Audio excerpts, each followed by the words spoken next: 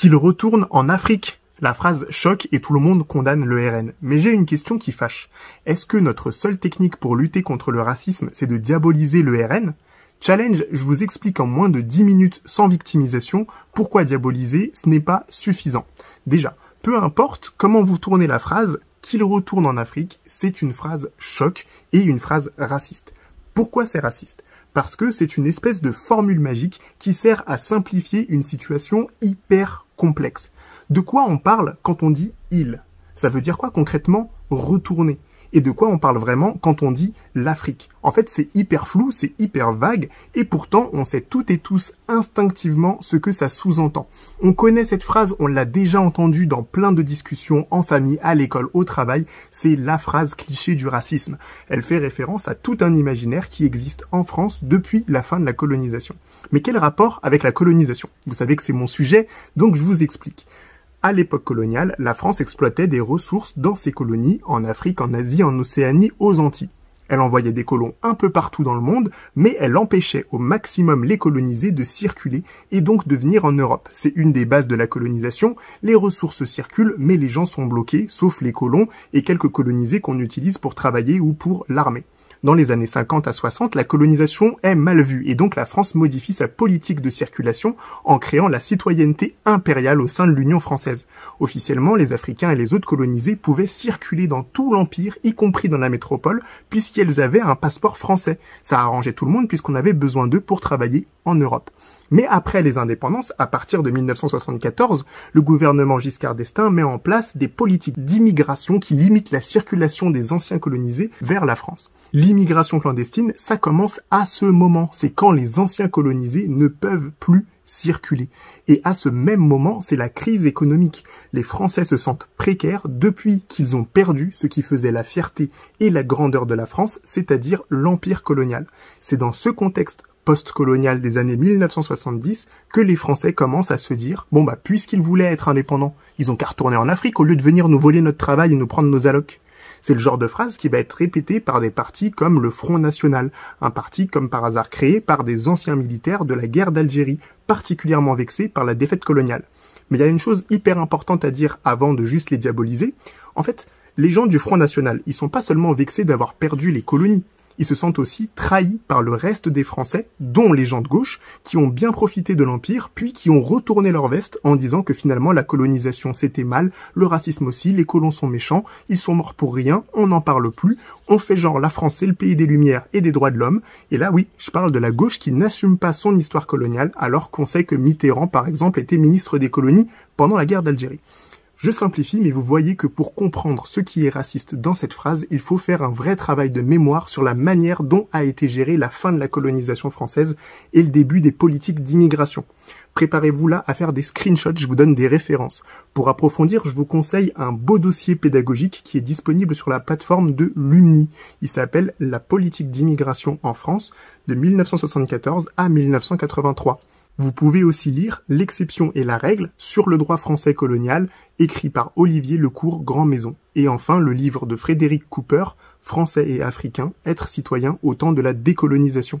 Je vous mets toutes les sources dans la description. Et si vous faites ce genre de travail, vous verrez qu'il est possible de décrypter ce qui est raciste dans la phrase « qu'il retourne en Afrique ».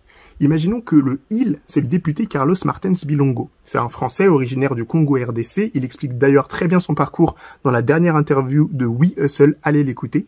Ses parents sont immigrés en France suite à des troubles politiques au Congo, eux-mêmes suite à la colonisation belge. Le choix de la France, c'est pas un truc au hasard. La colonisation, elle a imposé le français à un grand nombre de pays africains.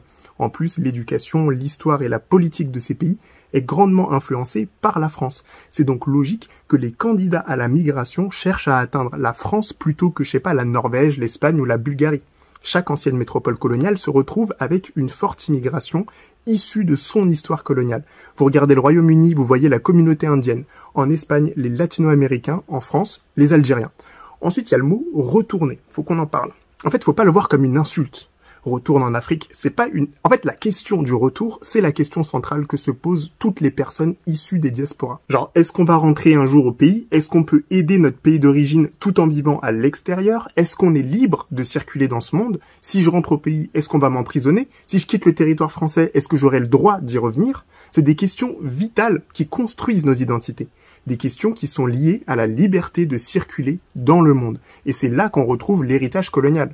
Il est facile pour un Français, même noir, même moi, d'aller en vacances en Côte d'Ivoire puis au Sénégal. Mais dans le sens inverse, il est quasiment impossible à un Sénégalais ou un Ivoirien de choisir d'aller à l'étranger, surtout en France. Et s'il y parvient, il aura intérêt à tout faire pour rester en France, puisque c'est peut-être la seule fois qu'il a cette opportunité.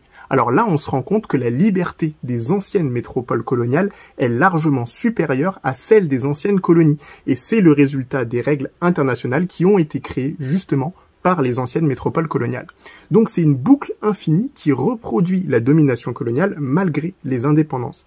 Et c'est toute cette histoire qu'on essaye d'effacer et de simplifier quand on dit qu'il retourne en Afrique, comme si c'était facile. D'ailleurs, il faut qu'on parle de l'Afrique pour terminer. On parle ici de réfugiés africains noirs à bord du bateau qui les a secourus dans la mer Méditerranée. Mais l'Afrique, c'est un immense continent avec plus de 50 pays. Les migrants de ce bateau, ils sont pas zambiens ni sud-africains. Ils sont plutôt soudanais, maliens ou autres. Alors pourquoi dire africains ? Quand on parle de réfugiés ukrainiens, on ne dit pas européens. Quand on parle de réfugiés ouïghours, on ne dit pas asiatiques. Quand on parle de Kurdes, on ne dit pas moyen-orientaux. Le fait de citer précisément l'origine des réfugiés, c'est un moyen de les humaniser. On comprend d'où ils viennent et pourquoi ils sont partis. On comprend qui les oppresse et on entre en empathie avec eux. Alors que quand il s'agit de Noirs, on dit des Africains. Ce qui nous empêche de comprendre la situation politique du Soudan ou bien l'insécurité au nord du Burkina Faso. Tant qu'on ne comprend pas l'histoire des réfugiés, on a du mal à les humaniser et on les renvoie seulement à leur couleur de peau. Des Noirs d'Afrique, le continent naturellement pauvre qu'on ne peut plus aider puisque nos aides au développement ne suffisent pas.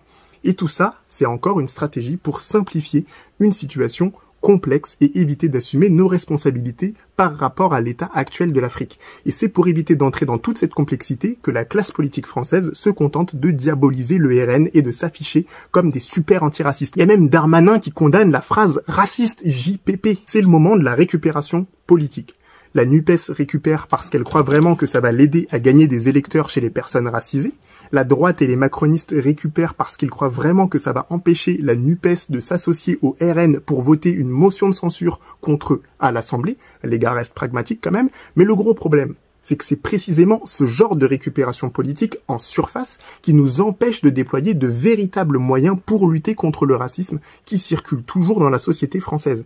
Et personnellement, je me suis tellement identifié à la réaction de Carlos Martens Bilongo quand il a entendu la phrase. Tu sais, genre, l'espèce de moment de doute, est-ce que j'ai bien entendu, comment je dois réagir? J'imagine que c'est déjà arrivé à toutes les personnes non blanches en France. C'est dans un truc, genre faut pas t'énerver, faut rester digne, faut malgré la violence, faut supporter le truc pendant plusieurs semaines, ensuite tu te refais la scène dans la tête.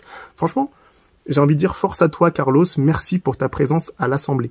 Mais, plus généralement, quand même, faut le dire, je suis déçu de la récupération politique à laquelle on assiste. Pointer du doigt, crier aux racistes, ça sert à rien si on n'ouvre pas des véritables chantiers de réflexion et d'analyse sur ce qu'est le racisme.